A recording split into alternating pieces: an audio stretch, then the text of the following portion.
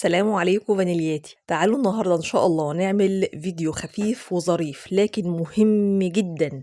صوص الفراولة.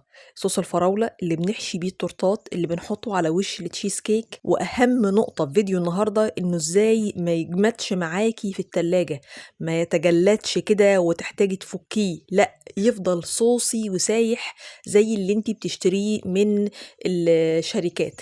تعالي بقى نشوف فيديو النهاردة. اوعي بس تنسي اللايك والشير. معايا هنا 3/4 كيلو من الفراولة اللي انا مقطعاهم انصاف وارباع قطع صغيرة. ينفع تعمليها بالفراولة الفروزن وينفع تعمليها بالفراولة الطازة. هحطهم في طاسة عندي عليهم 120 جرام من السكر الحبيبات، وهرفعهم على النار لمدة دقيقة واحدة بس. السكر يسيح ينزل مية الفراولة، ارفعه على طول من على النار.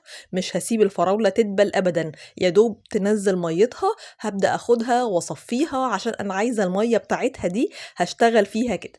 هاخد المية دي كده على جنب، تقريبا هتعمل معاكي مقدار كوباية كده من مية الفراولة. مش هحل فيها النشا على طول لانها ستيل هتبقى سخنة.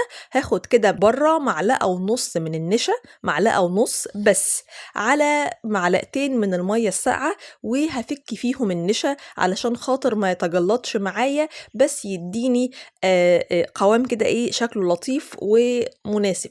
همسك بقى شوية النشا دول وهنزل عليهم شوية من صوص الفراولة السخن ده، وبعدين هخلطهم كلهم مع بعض على النار وارفعهم. هقلبهم كويس كويس، اتأكد ان النشا تمام خالص. ابتدي بقى انزل كل الخليط اللي معايا ده في الطاسة تاني علشان خاطر يمسك وقوامه يبقى مناسب معاه. هرفعها على النار وابتدي اقلب فيها كويس كويس كويس. ما تقلقيش اللون الابيض ده هيروح خالص وهيبقى قوامه كده. طبعا القوام ده تقيل فانا محتاجة اخفه، عشان كده قلتلك الاول انا بختبره. فحطيت عليه نص كوباية من المية وقلبتها ورفعتها على النار، يا دوب حلت فيها النشا وبقى هو ده القوام اللي انا عايزاه.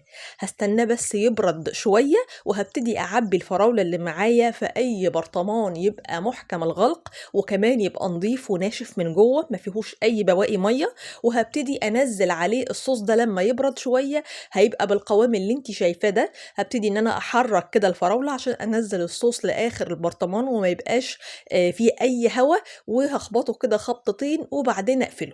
طيب تعالي كده نحط البرطمان ده لمدة اسبوع في التلاجة، اسبوع، ونشوف كده القوام عامل ازاي.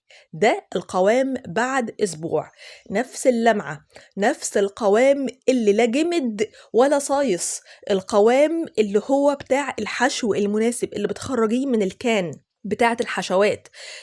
مش محتاجة تفكيه على النار، ما فيهوش جيلاتين بيقفش ويجمد في التلاجة. تاخديه على الحشو على طول، طعمه ممتاز جدا، ما فيهوش اي لزعة لاننا ما حطيناش فيه ليمون. كمان مستوى السكر فيه مناسب قوي، مش بيجزع. بيتحفظ في التلاجة لمدة أسبوعين زي الفل، وبيتحفظ في الفريزر لمدة 2 و3 شهور. بالتوفيق ليكوا دايما، وصباحكم دايما زي الفل.